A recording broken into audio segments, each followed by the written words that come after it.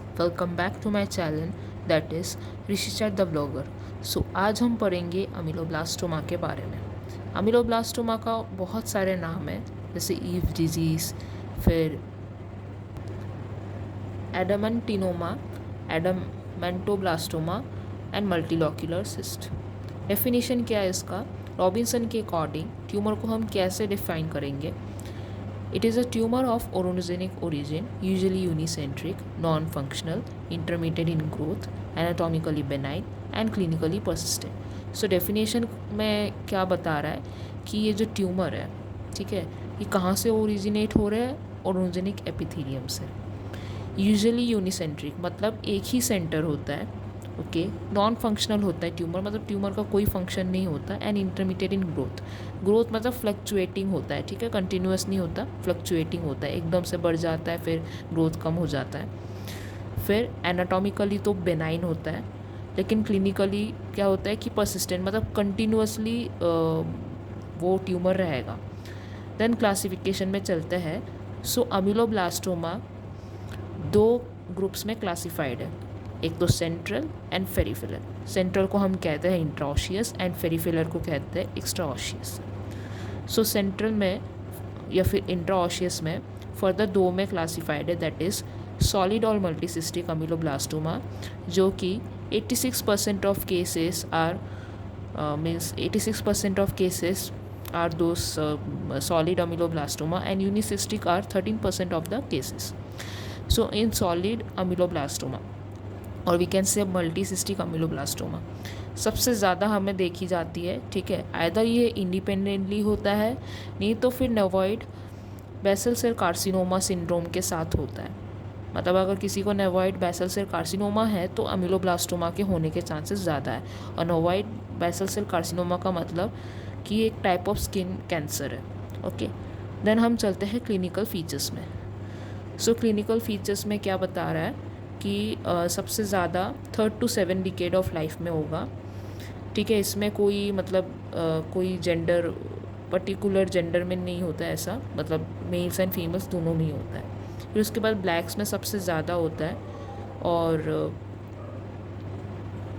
85% tumours जो होंगे वो मैंडिबल में होगा। 15% ट्यूमर्स जो होगा वो मैक्सिला में होगा। और मैक्सिला में कहाँ पे होगा? स्पेशली पोस्टीरियर रीजन में होगा, ओके। एंट्रम में होगा, एंट्रम का मतलब natural chamber of the bone. फिर फ्लोर ऑफ द नोज़ में होगा, मतलब नोज़ के नीचे। और लार्जर ट्यूमर्स क्या शो करता है कि पेनलेस स्वेलिंग शो करेगा, मीन्स जो स्वेलिंग होगा, ठीक है, उसमें पेन नहीं होगा और जॉ में ही स्वेलिंग शो करता है।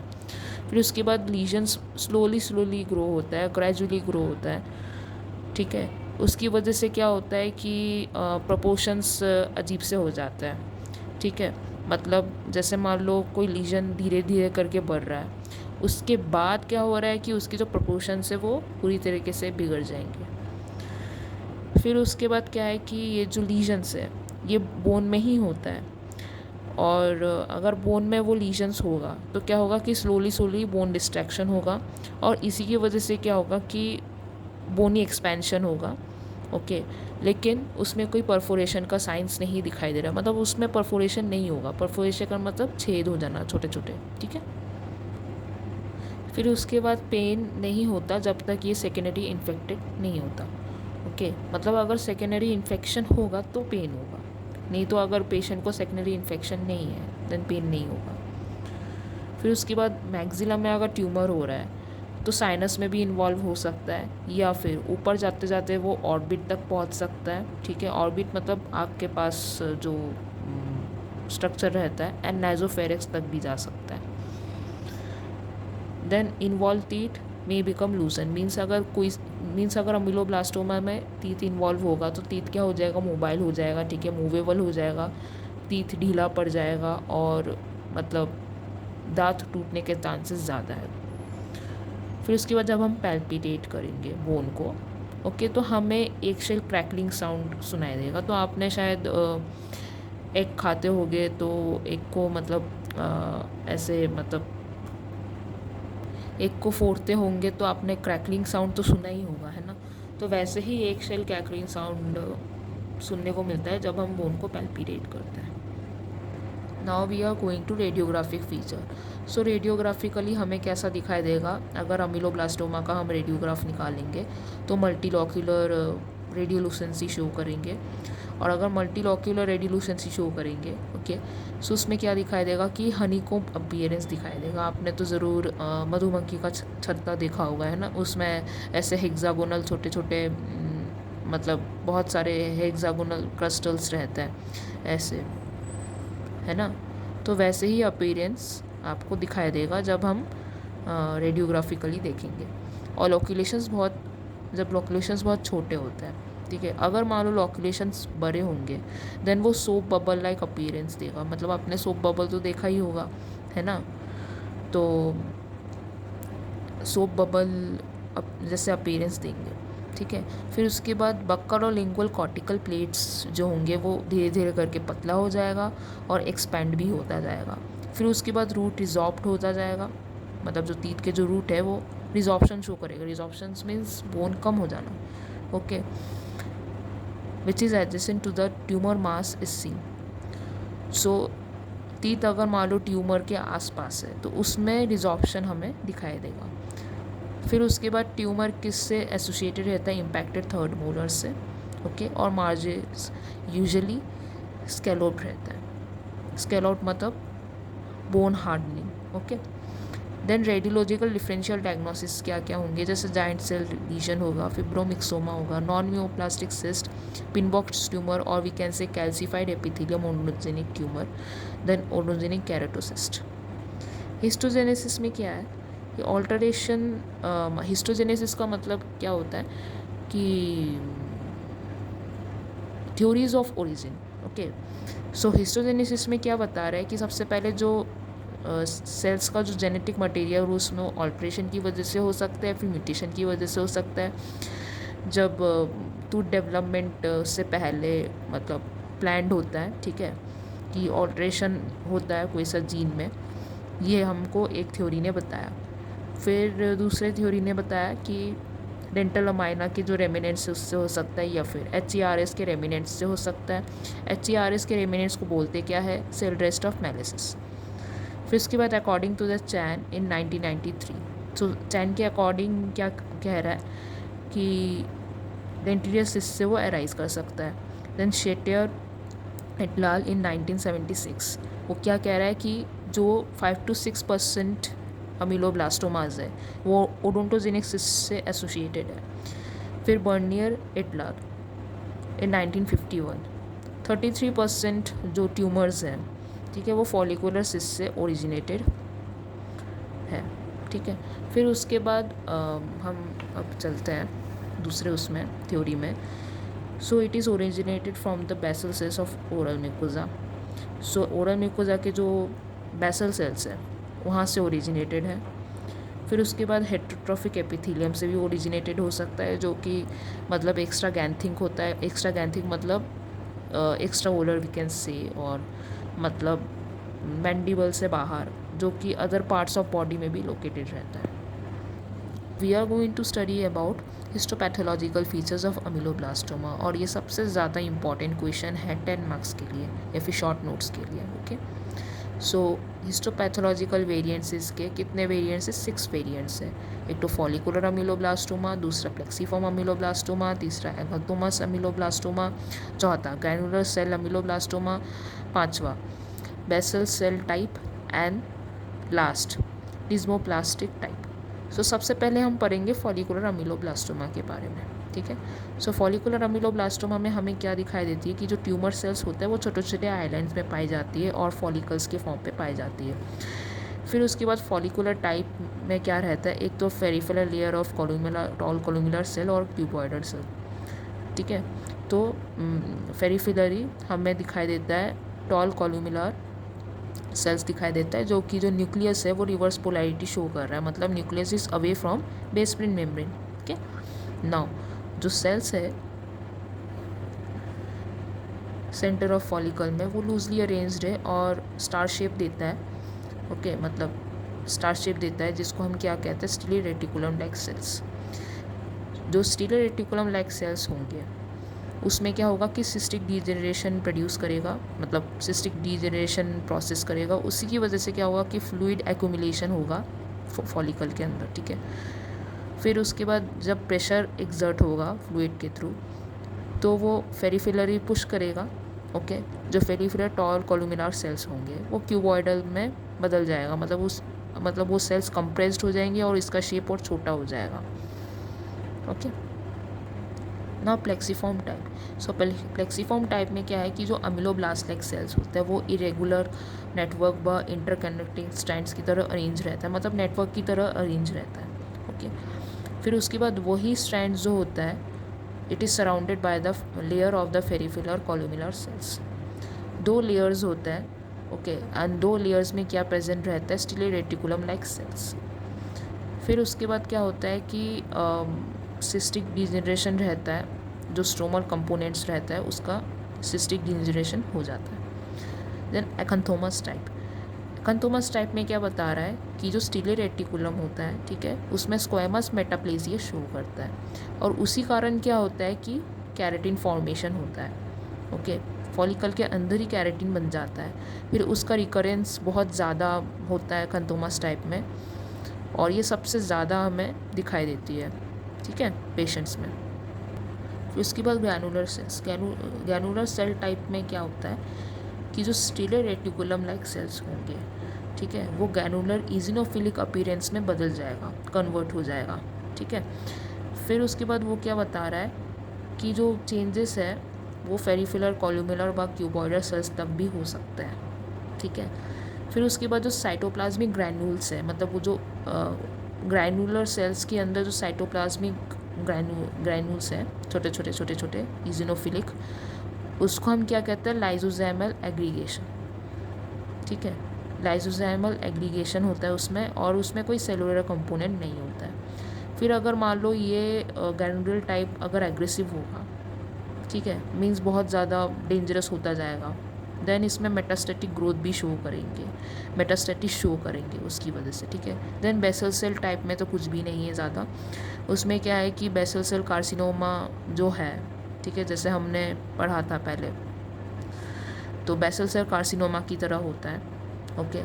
सेल्स कोलुमिनर थोड़े कम होते हैं और हाइपरक्रोमैटिक न्यूक्लियाई होता है। हाइपरक्रोमैटिक मतलब न्यूक्लियाई बहुत मोटा होगा, ठीक है, जब हम बेजोफिलिक स्टेन करेंगे।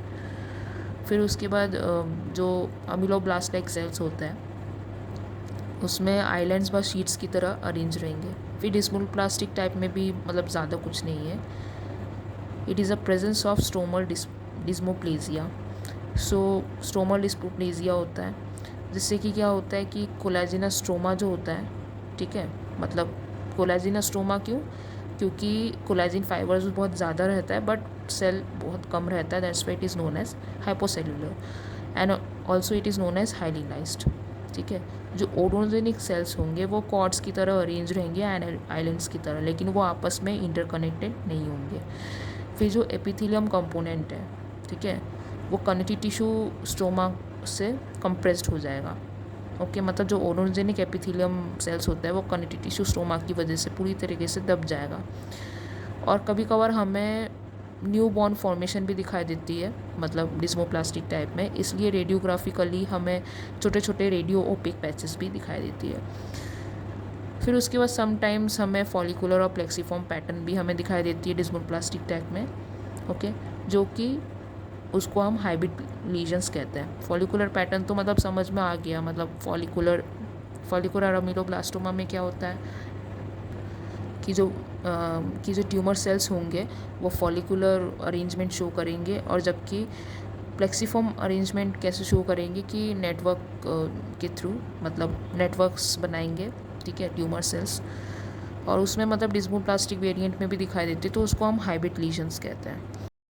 सो गाइस, मेरे पास डिस्मोप्लास्टिक वेरिएंट और बेसल सेल टाइप का डायग्राम्स नहीं है क्योंकि ये बहुत रेयर लीजन्स होता है, ठीक है, इसलिए मैं आपको ऐसे पिक्चर शो कर रही हूँ।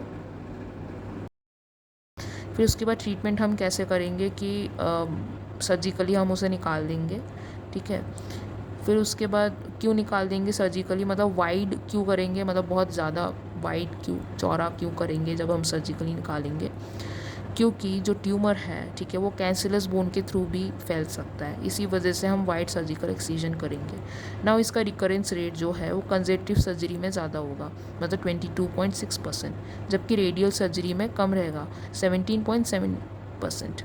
तो इसी वजह से क्या है कि अगर हम अमीलोब्लास्टोमा का ट्रीटमेंट करेंगे तो radial surgery is best because its recurrence rate is low. ठीक है, now we are going to study about unicystic ameloblastoma. So unicystic ameloblastoma एक यूनिलॉक्यूलर सिस्टिक लीजन होता है जिसके क्लिनिकल फीचर किससे मिलता है? नॉन न्यूप्लास्टिक सिस्ट से। ठीक है, फिर उसके बाद उसमें सिर्फ 10 to 15% दिखाई देते हैं यूनिसिस्टिक अमीलोब्लास्टोमा जो है। ओके, देन क्लिनिकली ये हम देखेंगे यंगर इंडिविजुअल्स में सबसे ज़्यादा। फिर ट्यूमर्स में सेक्स पेडाइलेशन नहीं होता, मीन्स मेल फीमेल दोनों में ही होता है। फिर उसके बाद 90% of the cases mandibular region में ही होता है। ठीक है, मतलब मैंडिबुलर रीजन में सबसे ज़्यादा होता है एंड पोस्टीरियर रीजन में तो बहुत ज़्यादा होता है। फिर उसके बाद asymptomatic swelling in the jaws, so jaws में एसिम्टोमेटिक स्वेलिंग शो करेंगे। ठीक है, फिर उसके बाद radiographical features show. Unicystic ameloblastoma usually unilocular radiolucency show करता है, जिससे क्या होता है कि जो अनइरप्टेड मैंडिबुलर थर्ड मोलर होता है, मतलब उसका जो क्राउन होता है वो यूनिलॉक्यूलर रेडियोलुसेंसी उसको सराउंड करेगा। मतलब ये जैसे क्राउन है अनइरप्टेड टूथ का, तो जो यूनिलॉक्यूलर रेडियोलुसेंसी है वो इसको ऐसे सराउंड करेगा। ठीक है, this is called as unilocular radiolucency. फिर जो रेडियोलुसेंट मार्जिन्स रहेंगे वो क्या रहेंगे? स्कैलॉप्ड। स्कैलॉप्ड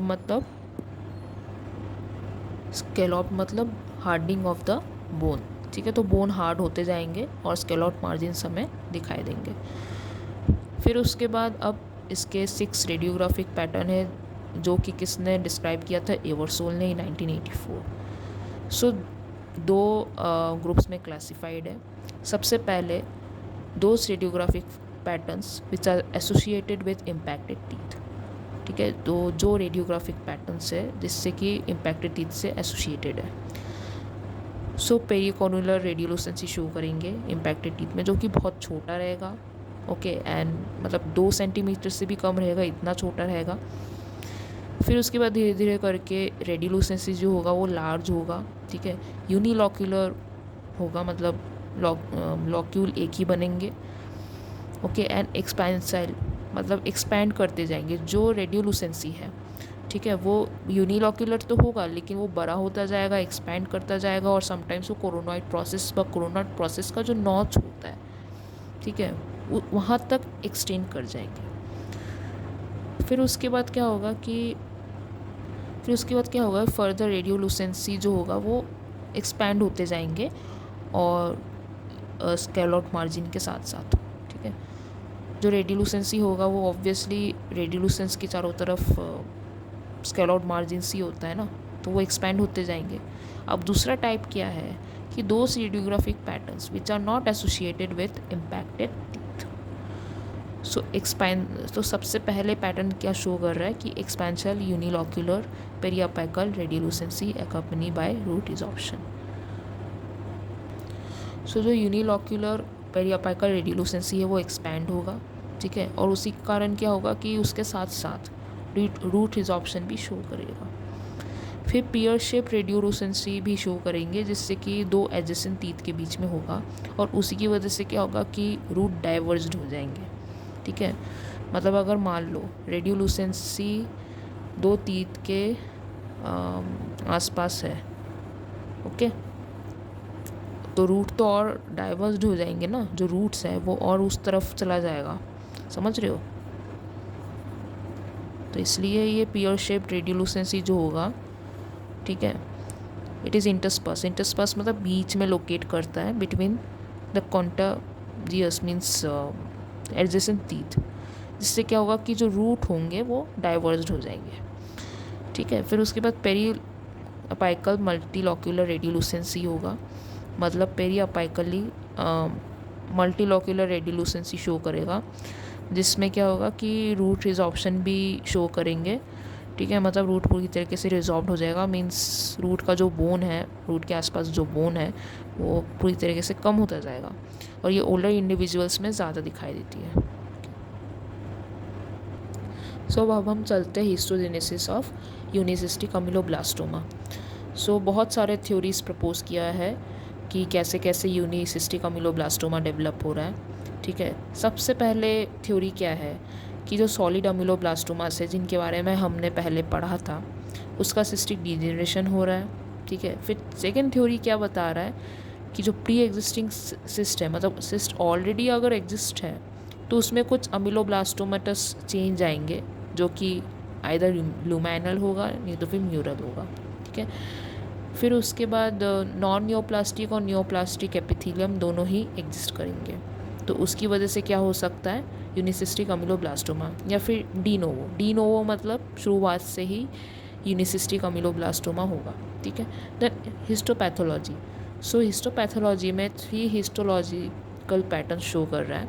ठीक है, और किसने डिस्क्राइब किया था, एरिकमैन इन 1988।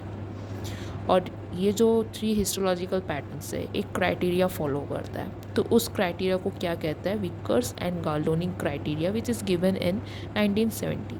सो उस क्राइटेरिया में क्या बता रहा है कि एक तो कोलुमिनार बेसल सेल्स होनी चाहिए, ठीक है, और न्यूक्लियर हाइपरक्रोमैटिक होना चाहिए।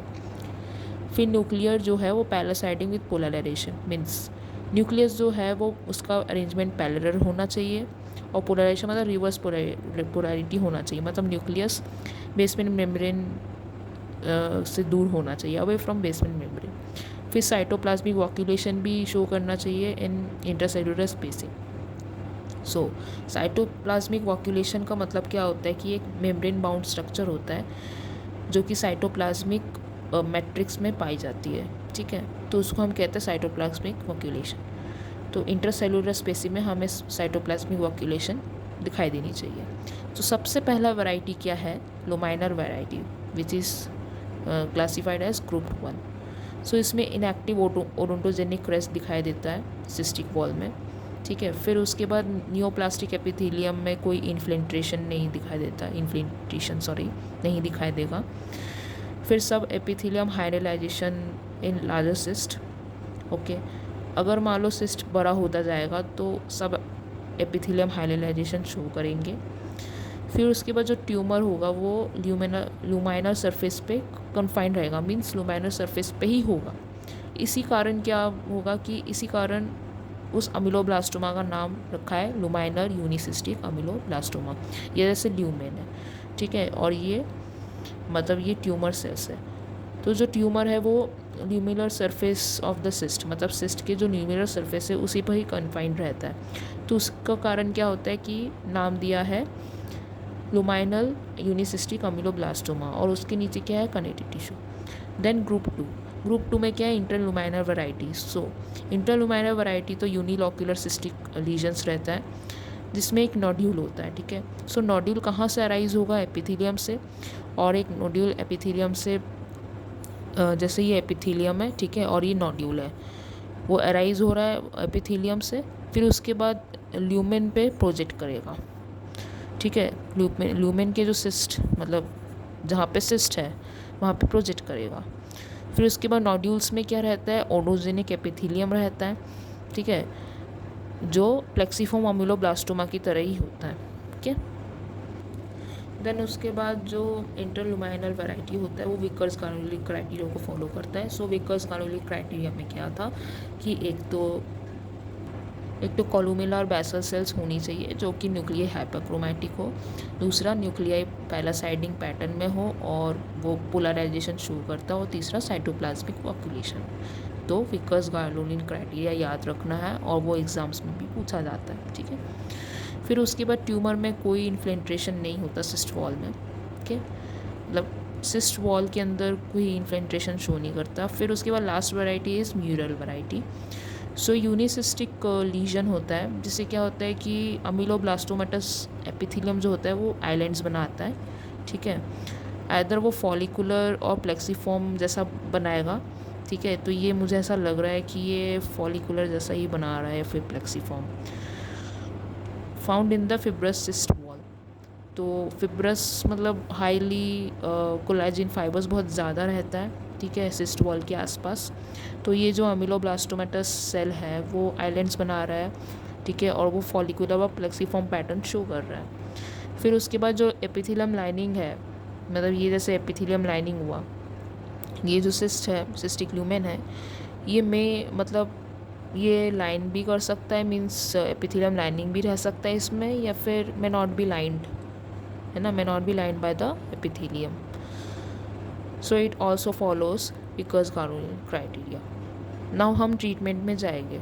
तो ट्रीटमेंट में सबसे पहले ग्रुप 1 व ग्रुप 2। ग्रुप 1 में क्या होता है, लुमाइनल, या फिर ग्रुप 2 इंटरलुमाइनल। सो लुमाइनल और इंटरलुमाइनल वैरायटी को हम कैसे ट्रीट करेंगे, कंजर्वेटिव ट्रीटमेंट करेंगे, ठीक है, जबकि म्यूलर वैरायटी को हम रेडिकल रिजेक्शन करेंगे, ठीक है। और उसका जो रिकरेंस रेट होगा कितना होगा, 6 to 7% से लेके 35.7%, मतलब रिकरेंस रेट बढ़ता जाएगा अगर हम सर्जरी नहीं करेंगे, ओके। सो अब हम पढ़ेंगे फेरिफेरल और एक्स्ट्रा ऑशियस अमीलोब्लास्टोमा। सो उसके क्लिनिकल फीचर्स क्या है कि सबसे ज़्यादा मतलब रेयर होता है ये जो लीजन है, ठीक है, और ये 1% शो, ओनली 1% शो कर रहा है ऑफ ऑल द अमीलोब्लास्टोमास। फिर उसके बाद ये ओल्डर एज ग्रुप में होता है, मतलब 40 to 60 ईयर्स। फिर फीमेल प्रीडाइलेशन होता है, मतलब फीमेल्स में ज़्यादा होती है, और मैंडिबल में ज़्यादा अफेक्टेड होता है। मैंडिबल में कहाँ अफेक्ट हो रहा है, एक तो जिंजाइवल एल्वुलर म्यूकोजा में अफेक्ट हो रहा है, और स्पेशली कहाँ पे एग्जैक्टली कहाँ पे अफेक्ट कर रहा है, प्री मोलर और कैनाइन रीजन में, ठीक है। एंड समटाइम्स मैक्सिला भी इन्वॉल्व रहता है। सो अगर मैक्सिला इन्वॉल्व रहेगा तो मैक्सिलरी ट्यूब्रोसिटी सबसे कॉमन साइट रहेगा। सो मैक्सिलरी ट्यूब्रोसिटी का मतलब क्या होता है कि जो मैक्सिलरी थर्ड मोलर के बाद ये स्पेस रहता है, ठीक है, मतलब एक ट्यूबिकल लाइक स्पेस रहता है मैक्सिलरी पोस्टीरियर टीथ के बाद, तो उसे कहते हैं मैक्सिलरी ट्यूब्रोसिटी, ठीक है। फिर उसके बाद लीजन इज़ पेनलेस तो होता है, ससाइल या फिर पेडंकुलेटेड, जिंजाइवल या फिर एल्वुलर म्यूकोजल ग्रोथ। सो जिंजाइवल बाय एल्वुलर म्यूकोसा जो होगा, ठीक है, वो ससाइल व पेडंकुलेटेड ग्रोथ शो करेंगे। फिर जो मतलब लीजन रहेंगे वो बहुत ज़्यादा सॉफ्ट होगा और बहुत फर्म कंसिस्टेंसी हो। फर्म मतलब एकदम, मतलब जैसे मान लो बहुत स्ट्रॉन्ग होगा लेकिन सॉफ्ट होगा, ठीक है। फिर उसके बाद उसका साइज़ कितना रहेगा, लीजन का साइज़ 0.3 सेंटीमीटर से लेके 6 सेंटीमीटर तक वेरी करता है, ठीक है। और उसका कलर क्या हो सकता है, आइदर पिंक नहीं तो रेड। और ये सरफेस कौन सी सरफेस पे होगा, ऐसी कलर कौन सी सरफेस पे दिखाई देगा, स्मूथ सरफेस पे या फिर ग्रैनुलर सरफेस में या फिर पेबली सरफेस। पेबली मतलब पत्थर, बहुत सारे पत्थर होते हैं ना, तो उसको कहते हैं पेबली मतलब सरफेस, ठीक है। फिर उसके बाद रेडियोग्राफिकली फीचर्स क्या शो कर रहे हैं कि सुपरफिशियल मतलब ऊपर से एरोजन शो करेगा कॉर्टिकल बोन पे।